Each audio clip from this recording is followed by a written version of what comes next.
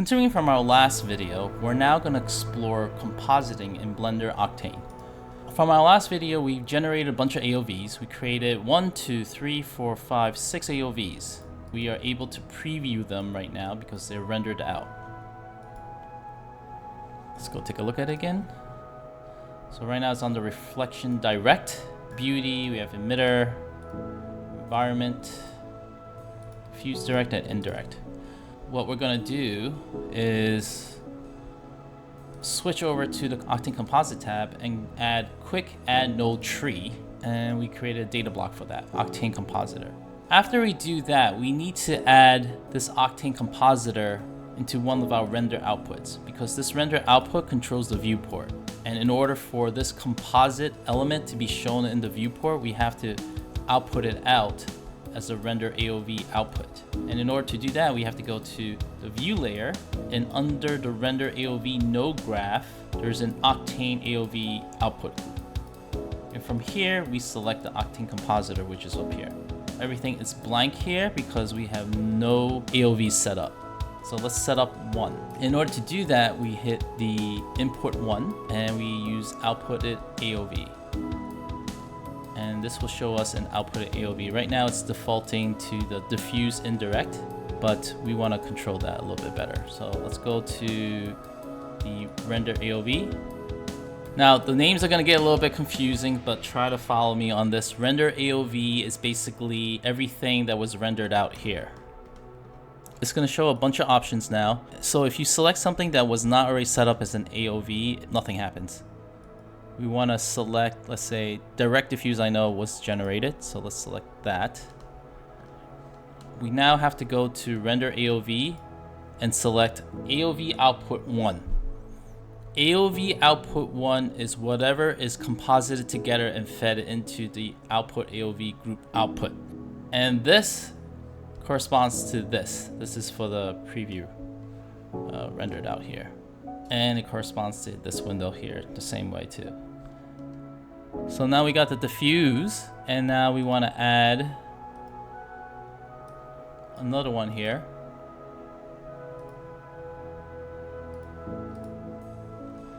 Now I'm just going to add all 6 right now. So we have 6 here.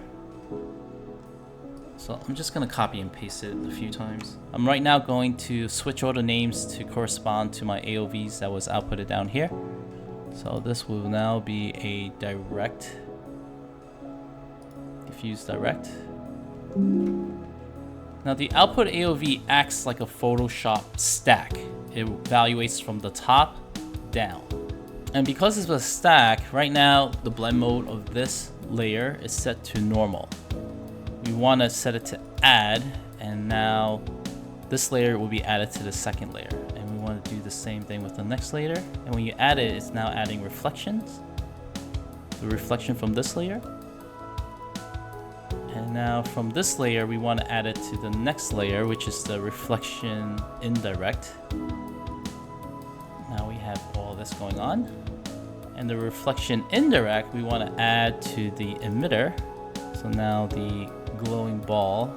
And from here, we actually want to keep it normal because we just want the alpha channel to show through for the background. Unfortunately, this doesn't have an alpha channel. That's something we need to add. And in order to do that, we need to go to render, properties here, go all the way to alpha channel and tick on the alpha channel. All these render layers will have an alpha channel, and then the background right here, the environment background can show through. I can still move the camera, and as I'm moving the camera, all these different passes are updated in real time.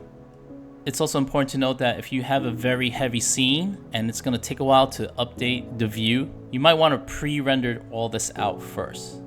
And if you pre-render all this out, you can load each one of those images. Instead of using render AOV, you would go to composite, blend, image files. And then they have their own blend setting too. So that'll pop up. You can also define a color space if you want. And in order to use the color space setting, you have to go to preferences and find the Octane add-on right here. Scroll all the way down to color space management here. And if you have an OCIO config files with your settings in it, you can load it up in here. And once that's loaded up here, it will appear here too. So I know my file here is most likely an sRGB file, so I would load that for the color space, and then I can control blend. Let's remove that since we're not dealing with that right now.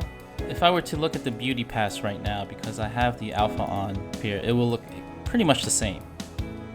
So go back to render output.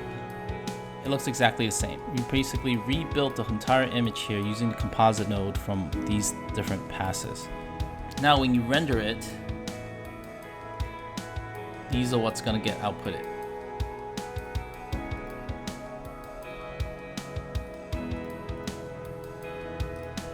You're going to have an additional AOV output file.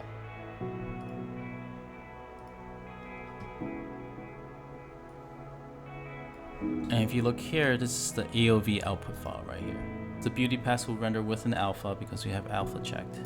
Alright, thank you. I hope you understand how to set up your AOVs and how to do basic compositing in Blender Octane. Thank you.